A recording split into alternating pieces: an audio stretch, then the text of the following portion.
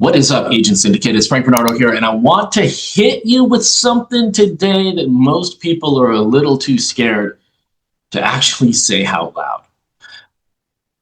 Most agents in this market are 100% committed to failing,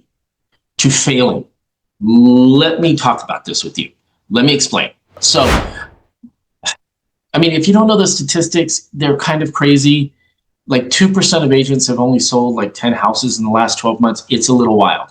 But we all know the market is not what it was in 2020 and 2021. Unless you win the lottery or you marry rich, affordability is just not magically going to bounce back. It's just not going to happen. So let's run some numbers here. Let's talk about this.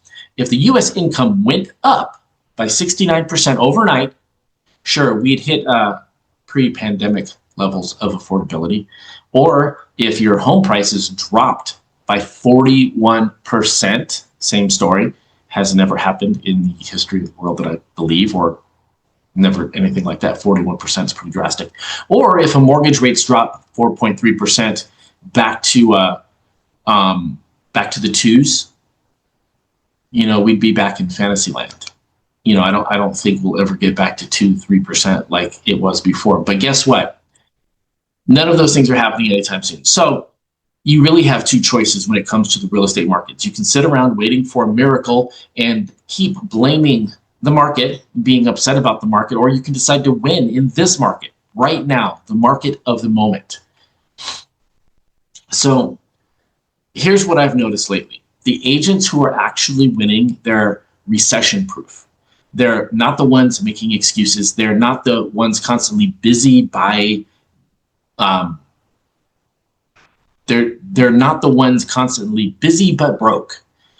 Here's how you know if someone is playing to win. And this is something that I have aspired as a real estate agent to do for most of my career. And the number one thing, and this is probably one of the things that I am a big advocate of, and it sounds super simple, but it is not super simple, and that is answering your phone.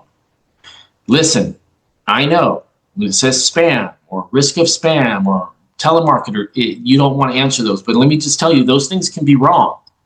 And you know what? It's a quick second. You answer it. It's a spam. It's whatever. You hang up on it. You move forward. They make time. So they answer their phone. They make time. And then they listen. They adapt. And then they execute. Execute is really the key here in what we're talking about. I've been reaching out to agents across the country, some solo, some with teams, some with 10 plus listings and 3 to 5 buyers in escrow right now. They are the ones that I call recession-proof agents. And you know what really shocked me is that they picked up their phone every time. Every time I called them, because with my recruiting boss company, I deal with agents and teams across the United States. And they pick up their phone every time. They follow up. They ask questions. They listen to value. They say yes a lot. Why? Because they're focused on the right things. Compare that to the slow agents. You call, they ghost you. They don't call you back right away, or they do pick up and they're too busy doing what exactly? These are the folks that are committed to distractions. And it's so easy to have this shiny nickel syndrome to where you're like chasing the shiny nickel everywhere it goes. They want a new logo. They want a fancy CRM. They want reels with no strategy, coaching programs that they never implement, noise.